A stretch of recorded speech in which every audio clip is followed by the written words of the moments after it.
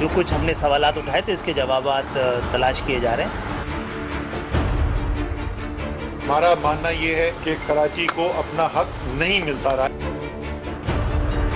Committee नहीं, commitment deal होने पे हमें इतराज होता है।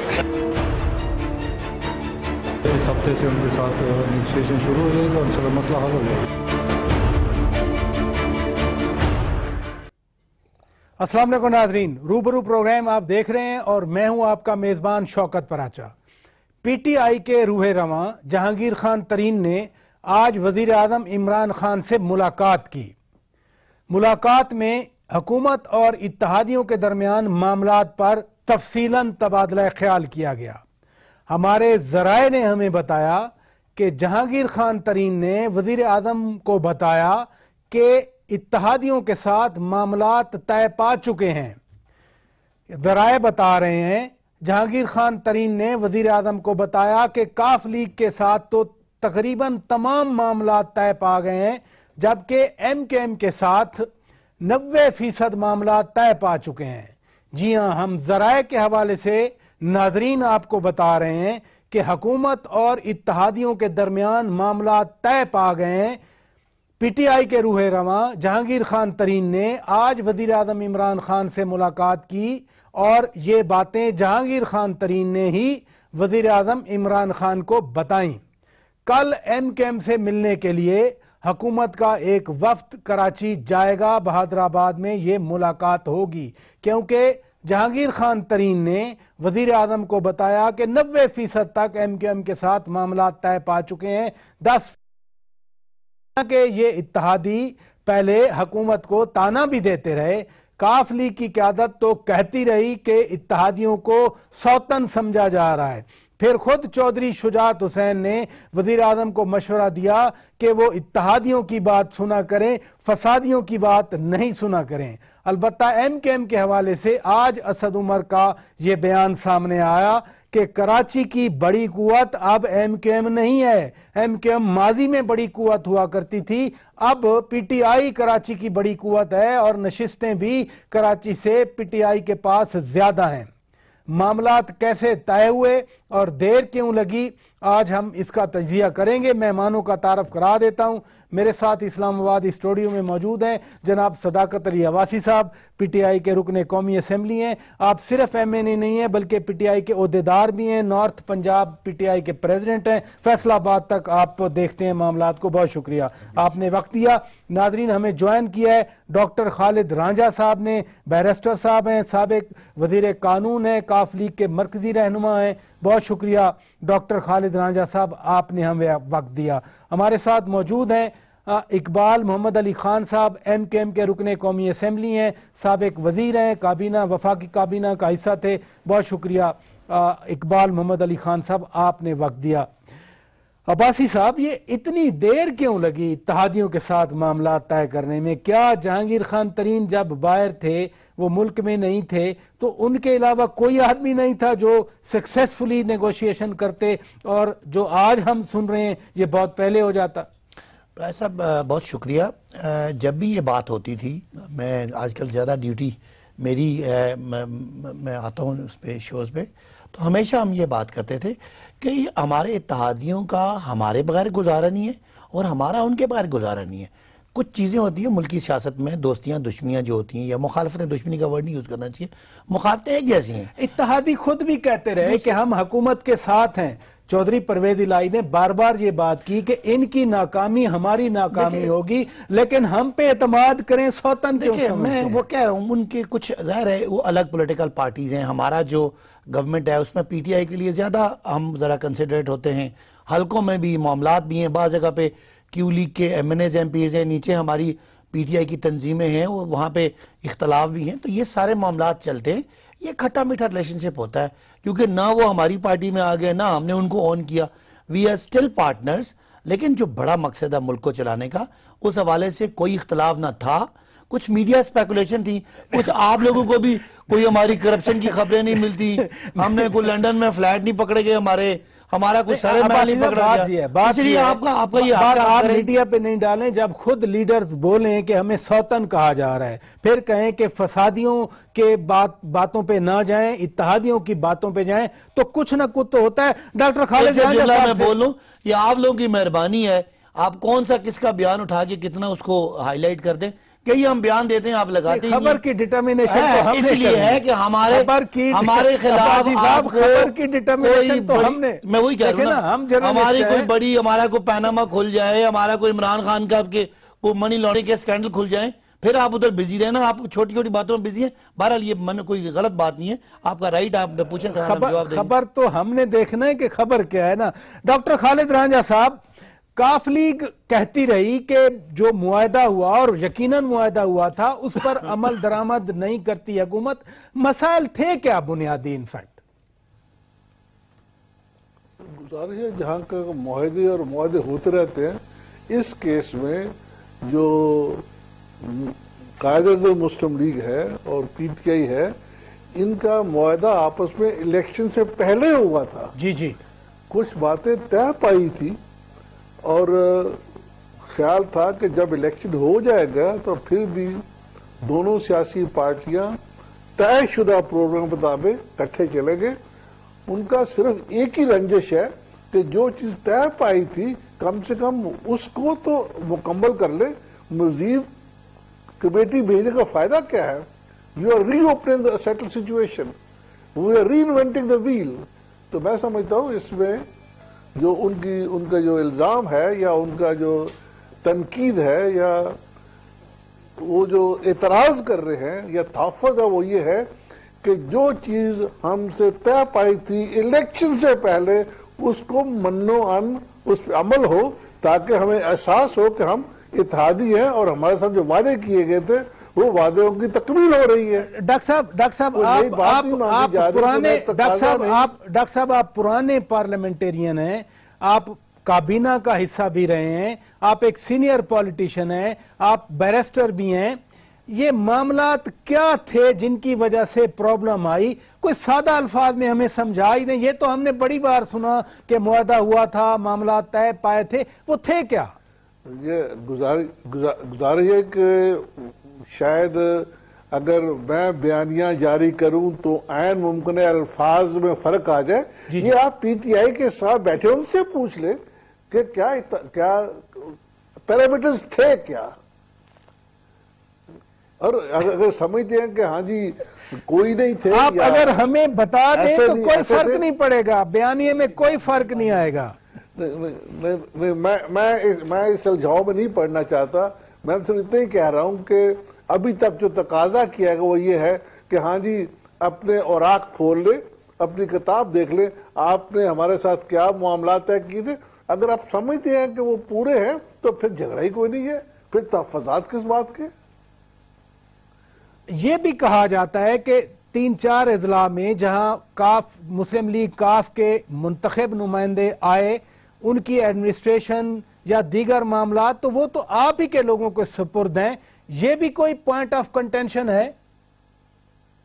नहीं, ये भी है कि हाँ जी जो वजारतें आपने दी हैं, आपने कहा था कि इसमें कोई बदाखलत नहीं होगी, लेकिन वजारत दे के वो बिल्कुल उनको डिफ्यूज कर दिया गया है।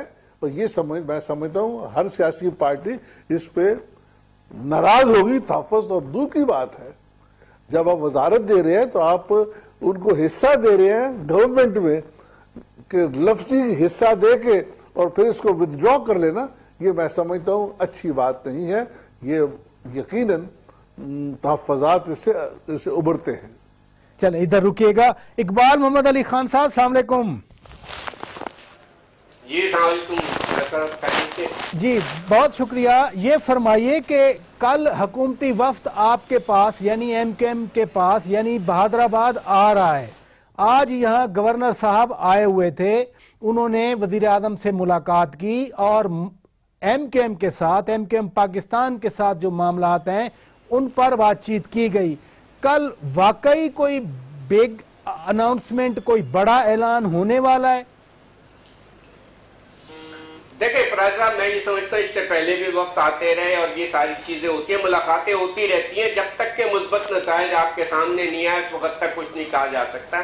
और अभी जिस तरीके से जो हमने मसाइल जो उनके सामने रखे हुए, वो मसला ये नहीं है कि कैबिनेट का मसला हो कि हमें कोई वजारत चाहिए, हमने कभी इस चीज का वो नहीं किया, मगर जो अवाम के मसाइल हैं उसके ऊपर हमेशा बात की है। जो कराची पैकेज है उसके ऊपर बात की है। ये तमाम चीजें जो है, आज देखें कराची शहर में कि सारी चीजें, अभी सुप्रीम कोर्ट के चीफ जस्टिस साहब ने आज यही सारी चीजें की कि कराची का क्या असर हो गया और क्या है, ये सारी चीजें जो सामने रखी गई हैं और यही बातें हमने सामने रखी हैं। इसी वजह से कैबिनेट से हम बाहर आए, क्योंकि अवाम के सामने हम जवाब दें, क्योंकि कराची का मैंडेट को हम ओन करते हैं, कराची को ओन करते हैं। कराची को ओन करने वाला कोई नहीं है, सिर्फ बातें और लफाजी करके सारी चीजें हो जाती हैं। आज वजीर आला सिंध भी कहते हैं कि हमने बड़ा काम किया, यहाँ पे ये किया। तो आज कराची शहर के अंदर कोई जगह मुझे एक इंफ्रास्ट्रक्चर का बता दे कि जहाँ सड़कें टूटी फूटी नहीं हो, पानी का निजाम नहीं है, सेवरेज का सिस्टम जो है आप देखें कि सारे गटर उबल रहे हो। तो ये तमाम चीजें जो है, जब तक के इसको आप हाईलाइट नहीं होगा, जब तक के ये मसाइल आवाम की जो है, तो काबीना में बैठ के इकबाल मोहम्मद अली खान साहब, काबीना में बैठ के तो ज्यादा इफेक्टिवली ये बात की जा सकती है ना। काबीना के इजलास में अगर आपके जो वफाकी वुज़रा हैं वो ये आवाज उठाएं तो ज्यादा मुअस्सर नहीं होगी। काबीना में वापसी क्यों नहीं हो रही? नहीं, मैं वही बात कहता हूँ, काबीना में बैठ के वो बात नहीं हो सकती, क्योंकि काबीना का एजेंडा बहुत सारा होता है। अगर आप उसको डिस्कस करने लगे तो कम से कम ये मसाइल, यहाँ कराची के मसाइल को 1 घंटे तक तो काबीना में डिस्कस नहीं हो सकता। वहाँ तो पॉइंट टू पॉइंट डिस्कस होती है, फिर जितने इकोनॉमी के ऊपर उसके ऊपर आती है। आज जो इस वक्त महंगाई का आलम है, आप ये देखें, वहां हमसे यही पूछते हैं कम से कम इसको तो कोई होना चाहिए। और अभी यूटिलिटीज के जो स्टोर जो है वहां पे दालें महंगी हो गई, घी महंगा हो गया, तेल महंगा, आटा महंगा। तो फिर ये तमाम चीजें ये हुकूमत की जिम्मेदारी है कि यूटिलिटीज के ऊपर आपने अभी जो एमडी यूटिलिटीज है उन्होंने पिछले दिनों मैंने खड़े असेंबली में भी ये बात कही थी कि फिगर गलत दे रहे हैं आप ये, और ये चीजें नहीं है। ये चीज पहले दिसंबर में जो बढ़ी थी कीमतें, उसके बाद से सारी चीजें होने के बाद आपने अब उसको करके 2-4 रुपए, आज 6-6, 8-8 रुपए फिर बढ़ गए ये तमाम चीजों पे। तो कम से कम जब तक आप इसको कंट्रोल नहीं करेंगे तो अवाम के मसाइल। और दूसरी चीज ये कि जो हमारे मसाइल, जो कराची के मसाइल जो हमने आपसे बैठ के जो साइन हुए थे, जो जिस चार्टर के ऊपर हमने जो साइन किया था, तो वो यही था कि ये मसाइल है हमारे सामने, लापता लोगों का मसला है, जो इस वक्त हमारे जो जेन्युइन ऑफिसेज है उनका मसला है। और ये सारे मसाइल यकीनन आप कल भी डिस्कस करेंगे। मुझे ब्रेक लेना है नादरीन, ब्रेक लेते हैं। ब्रेक के बाद जब वापस आएंगे यही इत्तेहाद के मसाइल, इत्तेहादियों के मसाइल, आपस में बातचीत के हवाले से हम देखेंगे कि आगे कैसे बढ़ा जा सकता है। ब्रेक के बाद बात करेंगे। वेलकम बैक नाजरीन, इस्लामाबाद स्टूडियो से आप देख रहे हैं रूबरू प्रोग्राम। हम बात कर रहे हैं इत्तेहाद के हवाले से, हुकूमत और हुकूमती इत्तेहादियों के दरमियान जो बातचीत के मराहल चले। अब्बासी साहब, प्रोग्राम के आगाज में मैंने अपना फीडबैक दिया, जो मुझे ज़राए से पता चला था कि मामलात इत्तेहादियों से तय पा गए हैं। लेकिन इत्तेहादियों की बात जब हमने सुनी, आपने डॉक्टर खालिद राजा साहब की बात भी सुनी, इकबाल मोहम्मद अली खान साहब की बात भी सुनी, आपका क्या फीडबैक है? वाकई मामला तय पा गए? देखिए, जब आपने मुझे खबर सुनाई उसके बाद मैंने पीछे पता कराया, मैंने भी अपने सोर्स से चेक किया, तो आपकी खबर की तस्दीक है कि क्यू लीग के साथ तो तकरीबन 100% हो गया। 100% मैं यही कह रहा हूं। आपने ये कह रहा है, और एमक्यूएम के साथ भी तकरीबन बात खत्म हो गई है। इकबाल भाई तक अभी वो नहीं बात पहुंची होगी, हमारे एमएनए साहब तक वो बात तय होगी, और इंशाल्लाह बाकी सिर्फ मोडेलिटीज रह गई हैं, और वो हमारा कल से कमेटी एक्टिव हो जाएगी इंशाल्लाह। यानी ये आप रिपीट कर दें, आप कह रहे हैं पीटीआई के एमएनए, नॉर्थ पंजाब पीटीआई के सदर, आप कह रहे हैं कि काफ लीग से मामला तय पा गए 100% और एमकेएम के साथ 90%। हाँ, मतलब दोनों के साथ मामला जो गुफ्तगू है इस एंड पे पहुंच गई है कि बस बाकी फॉर्मेलिटीज हैं कि बैठ के बात है। और कमेटियां आप कह रहे हैं कल से, कमेटी या कमेटियां? कमेटी जो भी दो कमेटीज बनी है वो कल से अपना काम शुरू कर देंगे, और 1 हफ्ते तक ये आप कह रहे हैं गुफ्तगू तय पा गई है। एक हफ्ते तक वो कह रहे हैं गुफ्तगू तय। चले वो आप जैसे आपकी मर्जी, आप कह सकते हैं। 1 हफ्ते के अंदर अंदर इकबाल भाई हम दोबारा इंशाल्लाह आप हमारी और हम आपकी तारीफें करेंगे। अभी भी हम हम आपका पीछा कभी नहीं छोड़ेंगे। इकबाल भाई और हम इकट्ठे बैठते हैं असेंबली में, इसलिए इंशाल्लाह वो हमारी जो मोहब्बत है वो मजीद बरकरार रहेगी। और वैसे दोनों हमारे एलाइज ने कभी भी नहीं कहा कि वो हुकूमत को छोड़े। उन्होंने अपने तहफ़्फ़ुज़ात की बात की है, कराची के डेवलपमेंट की बात करते हैं, बिल्कुल जायज़ बात करते हैं। इनके अगर फंड लेट हुए हैं ये जायज़ तनकीद करते हैं। और गवर्नमेंट का जो भी पॉलिसी थी कि हमने पहले साल अपनी एक फाइनेंशियल डिसिप्लिन लाने के लिए पैसे रोके और वो इनको तकलीफ है, ज़ाहिर है इनको वोट इनका पड़ा, और ऊपर से पीपल्स पार्टी की गवर्नेंस का इतना बुरा हाल है कि वहाँ कराची वाकई पाकिस्तान का एक बड़ा नहीं तो मरकज ने भी वादे किए थे ना, वादे तो आपको याद दिलाते हैं ना। अभी चूंकि पीपल्स पार्टी में कोई मसला होता है कि जब हम वादों को इनकार करें, उनको भी ये नहीं कह रहे कि ये वादे मान नहीं रहे, वो वादों के तकमील की स्पीड पे इनको इतराज है। ये नहीं है कि वो कह रहे हैं कि हम मुकर गए या उनको शक है कि हम मुकर जाएंगे। जाहिर है काफ लीग के बारे में जैसे है, जैसे चौधरी के बारे में मशहूर है कि वो जो बात करते हैं अपनी बात के पक्के हैं, कभी इस तरह नहीं करते। और एमक्यू भी बड़ी लेकिन हम कहते हैं नफीस लोगों की जमात है। की बात कर रहे हैं ना, पंजाब की गवर्नेंस के बारे में भी खुद आपके वुज़रा बात करते हैं। देखिए ये डेमोक्रेटिक प्रोसेस है। आपको आदत पड़ी है बादशाह नवाज शरीफ साहब की और बादशाह जरदारी साहब की, जो अपने खानदान के जरिए हुकूमतें चलाते हैं। जब पॉलिटिकल गवर्नमेंट होगी उसमें लोग तनकीद तो फिर जैसे पीपल्स पार्टी पे आप तनकीद कर रहे हैं, आपकी पंजाब की हुकूमत पे तो आपके अपने वुज़रा बात कर रहे हैं। हमारे अपने वुज़रा भी अगर किसी जगह पे इख्तिलाफ राय है तो वो बात करते हैं। ये पॉलिटिकल निजाम है, इसमें तनकीद करने से कोई मायने नहीं करना चाहिए। साहब कोई हमारा कोई ऐसा केस पकड़ा जाए पानामा की तरह का, फिर आप बात कर सकते हैं। डॉक्टर खालिद रांझा साहब, जब आपकी क़यादत ये कहती रही, चौधरी परवेज इलाही कहते रहे कि हमें सौतन की तरह ट्रीट ना किया जाए, क्या मतलब है पीटीआई इग्नोर करती है, शक की निगाह से देखती है? चले आप जो कोर कंप्लेंट्स हैं या कोर जो मुतालबात है नहीं बता रहे, लेकिन पेरिफेरी पे तो कुछ चीजें हैं ना।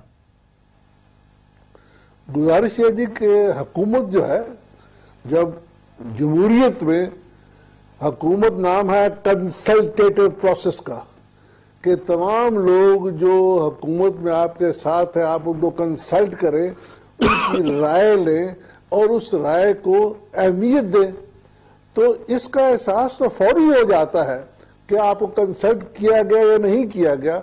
मैं समझता हूँ ये जो फुकदान पैदा हुआ है, इत्तेहादी तो बना लिए लेकिन दिल बड़ा नहीं किया कि उनको हमने कंसल्टेटिव प्रोसेस में भी साथ लेके आना है। तो जब तक आप उनको शामिल नहीं करेंगे हुकूमती राय में, तो उस वक्त तक ये फुकदान रहेगा और ये तहफ़्फ़ुज़ात भी रहेंगे। कम से कम आज आप डेमोन्स्ट्रेट कर दें कि they are on board in the consultative process of the government, तो ठीक है जी। मैं नहीं समझता किसी को कोई शक शुबा होगा, लेकिन ये चीज वाज़े नहीं हो रही और ना ही हुकूमत ये गवारा कर रही है कि एलाइज को इन्वॉल्व किया जाए। आपका एतराज एमएनए साहब एक्सेप्ट कर रहे हैं, कहते हैं मुनासिब बात है, इसमें कोई मेरा नहीं ख्याल कि कोई इसमें कोई इख्तलाफ राय होना चाहिए। जितनी मुशावरत होगी उतना अच्छा होगा। मेरा नहीं ख्याल कि कोई ये बात झगड़े वाली है। इकबाल मोहम्मद अली खान साहब, मैं आपकी राय ले लेता हूं। आप थोड़ी देर पहले कह रहे थे कि एमकेएम का ये शहर है, एमकेएम लोगों को मसाइल उसको उजागर करती है। असद उमर साहब का आज ही बयान आया कि अब ये शहर सिर्फ एमकेएम का नहीं है, एमकेएम से बड़ी सियासी कुव्वत पीटीआई है, पीटीआई की नशिस्तें ज्यादा हैं, वो भी तो इक्वली कंप्लेनेंट्स हैं। आप कराची के मसाइल की बात करते हैं, कराची के लोगों की बात करते हैं, पानी की बात करते हैं, सीवरेज की बात करते हैं, ट्रांसपोर्ट की बात करते हैं, ज्यादा सीटों वाले भी तो बात कर रहे हैं ना। देखे ना, मैं फराज साहब बात ये है, ख्वाब देखना बुरी बात नहीं है, मसला ये नहीं है। मसला ये है कि आपकी 14 सीटें हैं, चले मान लिया कि कैसे हैं जैसे भी है, मगर उनके वो तो अपने हलकों में जाके बैठे तो सही, वो सारी चीजें उनका भी ये मामला है, उन्होंने भी आवाजें उठाते ही।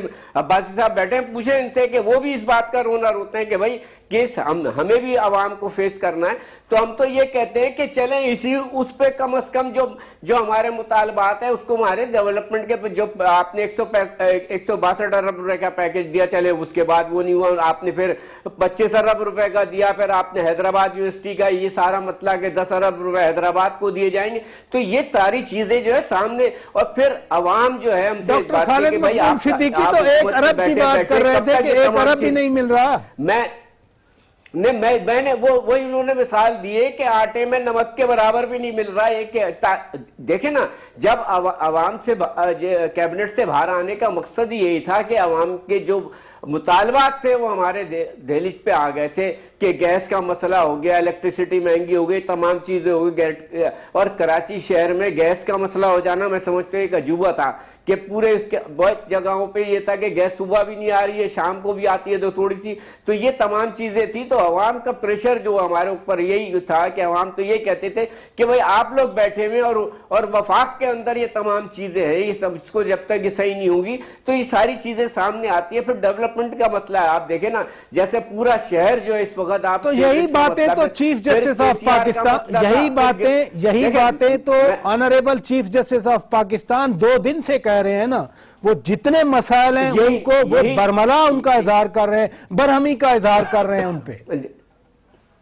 देखे केसीआर का मतला था, उन्होंने शेख रशीद साहब को बुला के साफ साफ बात की, फिर आज भी कल भी केसीआर का मतला चढ़ा कि इसको फौरन 1 हफ्ते के अंदर, अब जब तक कि आपके ऊपर प्रेशर नहीं आए, डंडा नहीं आए तो आपके साफ करने खड़े हो जाए, तो इससे पहले ये सारी चीजें हम मसले उठा रहे थे उस वक्त कर देते। चीफ जस्टिस साहब को ये तमाम बातें कहने की जरूरत नहीं पड़ती कि आज उन्होंने आज भी ये बात कही है। और ये देखें ना, ये सारी चीजें होती है कि जो बिल्डिंग कंट्रोल अथॉरिटी है उसके डीजी को फौरन उसको बोला इसको हटाओ यहां से, और फौरन उसको वो किया, क्योंकि जो कराची के अंदर हाई राइज बिल्डिंगें दे दी गई है, तमाम चीजें जो कंटोनमेंट एरियाज के अंदर, ये तमाम चीजें जो है ना, ये सीधा ये था कि जो करप्शन का बाजार है, जो इस वक्त केडीए हो, मास्टर प्लान हो, बिल्डिंग कंट्रोल अथॉरिटी हो, कोई भी हो, यहाँ तो ये नौबत है कि आप बगैर पैसे के काम नहीं हो सकता।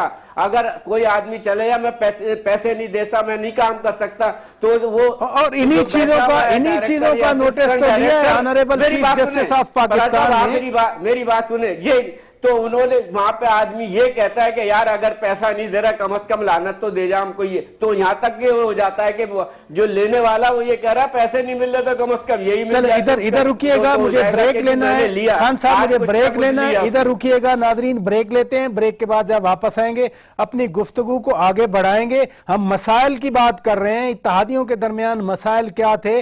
अब तो सदाकत अली अब्बासी साहब ने उस खबर की भी तस्दीक कर दी कि हाँ इत्तेहादियों से मामला तकरीबन तय हो चुके हैं। बात करेंगे ब्रेक के बाद। वेलकम बैक नाज़रीन, रूबरू प्रोग्राम आप देख रहे हैं और हम बात कर रहे हैं हुकूमत और उसके इत्तेहादियों के दरमियान मामलात की। डॉक्टर खालिद रांझा साहब, आप फरमा रहे थे और बड़ी दुरुस्त बात थी कि जब आप इत्तेहादी हैं तो मशावरत की जानी चाहिए। चौधरी शुजात हुसैन ने कल कहा कि वजीर आजम फसादियों से बचें। ये कौन है फसादी लोग? आपकी मीटिंग में कुछ ना कुछ तो आपके साथ भी शेयर किया जाता होगा ना। आप हर मीटिंग में जो काफ लीग की होती रही आप हमें नजर आते रहे। अर्ज ये है कि हर वजीर आजम का एक मसला है कि उसके गिर्द मफाद प्रस इकट्ठे हो जाते हैं, जो ज्यादा सोच अपने मफाद की रखते हैं और कोनियां मारते हैं कि वजीर आजम के नजदीक और कोई बंदा ना आए। हुकूमत में 2 चीजें हैं, एक सिमत और दूसरी प्रायोरिटीज। इन दोनों के तयन करने में आप अपने इत्तेहादियों को कंसल्ट करते हैं, अपने साथियों को कंसल्ट करते हैं, अपनी पार्लियामान को कंसल्ट करते हैं, अपनी कभी ना कंसल्ट। ये जो आपने कोहनी मारने वालों की बात की, ये आपने कोहनी मारने वालों की बात की, वो क्या काबीना का हिस्सा हैं, वो वजीर आज़म की कोर कमेटी का हिस्सा हैं या कोई सूबाई सतह के लोग हैं? I wish I was there. अगर मुझे इल्म होता तो मैं ये बात अखबार में छाप देता। ये तो इनसे पूछिएगा कि इनके गिर्द कौन है कोनियां मारने वाले। लेकिन जैसे नई कमेटी बनी, जैसे नई कमेटी। एक मिनट मेरी एक बात सुनो, इसको बुरा मानिएगा प्लीज। हर हुकूमत में एक नूरा होता है, और जो जब 2-4 नूरे इकट्ठे हो जाए तो बाकी लोग बाहर हो जाते हैं। वो खुशामदी लोग होते हैं। नहीं, मैं यही तो गुजारिश कर रहा हूं, मैं डॉक्टर साहब यही गुजारिश कर रहा हूं कि जैसे पुरानी कमेटी थी, आप बातचीत करते रहे, नई कमेटी बनी, हमारे नजदीक तो हाई पावर थी, गवर्नर साहब हैं, वजीर आला साहब हैं, शफकत महमूद साहब हैं, उससे आप बात नहीं कर रहे। क्या ये जो बात की गई, जहां तक तल्लक काफ का है, किसी कमेटी की जरूरत नहीं थी। मैं यही कह रहा हूं कि हम लोग you are reinventing the wheel. एक चीज तयशुदा है, लिखी पड़ी बात है, तो मैं नहीं समझता कि इसको दोबारा हमें कमेटियों को स्पुर्द करना चाहिए। कमेटी तो स्पुर्द कर दे जब उसको आप रीहैश कर रहे हो। It's not a case of rehashing. आपने जो फैसले किए वो किए हुए हैं, उन पे पाबंद रहें और इनको बावर कराएं कि जो हमने वादा किया उसमें पाबंद है। इकबाल मोहम्मद अली खान, ये बात नहीं है। इकबाल मोहम्मद अली खान साहब, असद उमर के मैं आज के बयानात की बात कर रहा था, यकीनन वो आप ही से मिलते रहे हैं, वो कराची में भी मिले थे, इधर इस्लामाबाद में भी गुज़श्ता रोज मिले थे। वो आज कह रहे हैं कि एमकेएम दबाव डालती है। अब आईजी सिंध का मामला है, रुका हुआ है। अगर शहर के मसाइल की बात की जाए, मरकज और सूबे के दरमियान हमें कोई पता नहीं है वो किधर जा रहा है। आज एक खबर चली कि मुश्ताक महर साहब के नाम पे इत्तफाक हो गया है गवर्नर साहब के हवाले से, फिर उसकी तरदीद भी आ गई। तो दबाव आप डालते हैं, हुकूमत कहती है हम भी अपना काम कर रहे हैं, फिर मामला 100% तक क्यों नहीं पहुंच रहा अभी तक? देखिए, मैं ये कहता हूँ, असद उमर साहब भी कराची से, प्रेसिडेंट ऑफ पाकिस्तान भी कराची से, गवर्नर साहब भी कराची से, तो फिर आपको कराची में नजर नहीं आ रहा सारी चीजें हैं ये। और जो दूसरी बात की आपने, आईजी सिंध का मसला इतना बड़ा इशू बन गया है जिसके बड़ी बहुत बड़ा है कि अगर इतनी तवज्जो अगर सिंध हुकूमत जो है कराची शहर को छोड़ दे, नवाब शाह सक्कर हैदर मीरपुर लाड़काना पे डाल देती और इतने से इस तरीके से कि रोजाना की प्रेस कॉन्फ्रेंस है, ये तमाम चीजें, और इनसे ये तो पूछे कि भाई डीआईजी ट्रैफिक क्या कर रहा है, आईजी ट्रैफिक का वो बिल्कुल सही चल रहा है क्या? आप ये देखेंगे ये आईजी ट्रैफिक जो है, डीआईजी ट्रैफिक जो उन्होंने ऑर्डर निकाल दिए, जो रॉन्ग साइड जाएगा उसकी एफआईआर काट दो। भाई ये कौन सा कानून है? कोई जंगल का कानून है क्या कि आईजी जो रॉन्ग साइड ट्रैफिक जा रहा, अब लोग जा रहे हैं मोटरसाइकिलों पे, इसको उनको पकड़ के बंद किया जा रहा है। अब आप फिर उसके बाद उनकी एफआईआर काटने के बाद, और वो लड़के स्टूडेंट जो है और जो नौकरी के लिए अप्लाई कहीं करते हैं, तो साहब पराचा साहब सबसे अहम मसला यही है, मैं आपकी तवज्जो दिला रहा हूं ताकि ये अवाम की तरफ ये पहुंचे बात, कि फिर वो जब अप्लाई करता है किसी नौकरी के लिए तो उसमें स्टार में ये होता है, जो वो जब जाता है तो वहां पे कि किसी एफआईआर में तो आपका नाम नहीं है, किसी चीज में नहीं है, तो भाई आप तो वैसे ही नौकरियां नहीं दे रहे हो, नौकरियों से लोगों को निकाल रहे हो, और उल्टा आप ये करोगे तो जिस ये कौन सी सियासत है, फिर फेडरल गवर्नमेंट पे क्यों होता है? खत्म किया जाए आपका दबाव फेडरल गवर्नमेंट। हम तो नहीं, ये जो असद उमर साहब ने बात कही है, दबाव नहीं है, दबाव नहीं है। अगर दबाव, उनके ऊपर भी दबाव है, ये उनके पार्टी का भी दबाव है, यहाँ के जो उनके लोग हैं, ये नहीं है कि हम तो दबाव, अवाम का दबाव है ये हमारा। हम क्या दबाव, जब अवाम हमसे ये बात करती है, वही हम कह रहे हैं कि आपने वजीर आजम साहब कराची से इलेक्शन जीत के गए, बड़े बड़े वादे किए, तमाम चीजें की, अब इंप्लीमेंट का वक्त आ गया तो 1.5-2 साल गुजर गए, तो लोग हमसे सवाल कर रहे हैं या तो आप हुकूमत से रहें या तो फिर आप इसके ऊपर वो करें। ठीक है, हुकूमत का साथ दे बिल्कुल, मगर या फिर आप वजारत में नहीं बैठे इस चीज के ऊपर, और ना हमने आज तक वजारत मांगी है। हम तो यही कहते हैं कि हम जमहूरियत का तसलसल चलता रहे, पिछले 5 साल हुए, 10 साल हुए, अब ये ताकि जाके आगे लोगों को इस बात का एहसास हो कि आज जिस राम पे आप वोट लेके आ रहे हो, लोगों के अवाम के मसाइल हल करने के लिए, चाहे नौकरी का मतलब हो, चाहे एजुकेशन का मतलब हो, यही सवाल मैं सदाकत अली अब्बासी साहब के सामने रखता हूं। अब्बासी साहब, मसाइल ही मसाइल हैं, लेकिन आज जो बुनियादी बात मैं कर रहा हूं कि मामलात आप भी कह रहे हैं कि सेटल हो गए, वो आज यहां कहां बात हुई? पहले तो जो इकबाल भाई बात कर रहे हैं, उनको जितने उन्होंने गिले किए हैं वो सारे सही हैं, और सारे गिले सूबाई हुकूमत के रिलेटेड थे, चाहे वो बिल्डिंग कंट्रोल का मामला है, चाहे वो करप्शन का मामला है, चाहे वो जो आईजी के बदलने के मामले या चाहे जो वो पुलिस के जो आईजी नहीं, आपसे भी तो मुतालबात है ना। पैसे 162 अरब रुपए की बात हुई, फिर 25 अरब की बात हुई, फिर बात 1 अरब रुपए। गवर्नर सिंध जो है इमरान इस्माइल साहब की तरफ से ये बात अभी पैगाम किसी ने मुझे दिया है कि मामलात जो है वो MQM की जो मुतालबात थे वो हुकूमत ने मनवान, जैसे राजा साहब भी कह रहे हैं कि मुतालबात लिखे हुए हैं और मुकरने वाली कोई बात नहीं है, सिर्फ उनके पेस पे बात थी। अब कमेटीज ये करेंगी कि कौन सा काम किस तरह होगा। ज़ाहिर है वज़ीर आज़म आप तो कह रहे हैं पॉलिसी के गवर्नर सिंध इमरान इस्माइल के मुताबिक MQM के साथ भी मामला तय पा जी मामला तय पा चुके हैं। बाकी मोडेलिटीज जो है वो तय होनी है कि कौन सा काम किस तरीके से होगा, कौन सी फंडिंग किस तरह आएगी, वो चीज़ें बाकी रह गई हैं। बिकॉज ये तो बात पहले से अंडरस्टूड थी कि जो फंड का रुकना या स्लो होना या जो इकॉनमी पे दबाव था, एक फाइनेंशियल कंस्ट्रेंट थी और हमने कोई स्ट्रिक्ट मैनेजमेंट की हुई थी, उसकी वजह से हमारे MNS भी नाराज नहीं। उनके जो बंदे बंद हैं वो कहते हैं कि उनको रिहा किया जाए, उनके सियासी दफातर बंद हैं वो कहते हैं वो खोले जाएं, ये भी मामला हल हो गया। मैं इस हद तक जो है ना, कोई भी आदमी चाहे उसका ताल्लुक किसी भी पॉलिटिकल पार्टी से हो, अगर वो बिला जवाज या सियासी केस में बंद है, उनको रिलीज करने में कभी इमरान खान गैर जमहूरी सोच नहीं रखते। जैसे हमारे बलोचिस्तान में भी कहते हैं जी कि हमारे जो लोग हैं जो मिसिंग पर्सन है उस पे हमारा बड़ा वाज़ेह मौक़िफ़ है कि मिसिंग पर्सन अगर वो मिसिंग वाकई है और मुल्क के अंदर है, कहीं बाहर नहीं चला गया या किसी कोई गैंग उसने ज्वाइन नहीं कर ली, तो उनको प्रोड्यूस करना हुकूमत की जिम्मेदारी है। ये 2.25 साल तकरीबन हो गए, ये वादे किए गए थे। काफ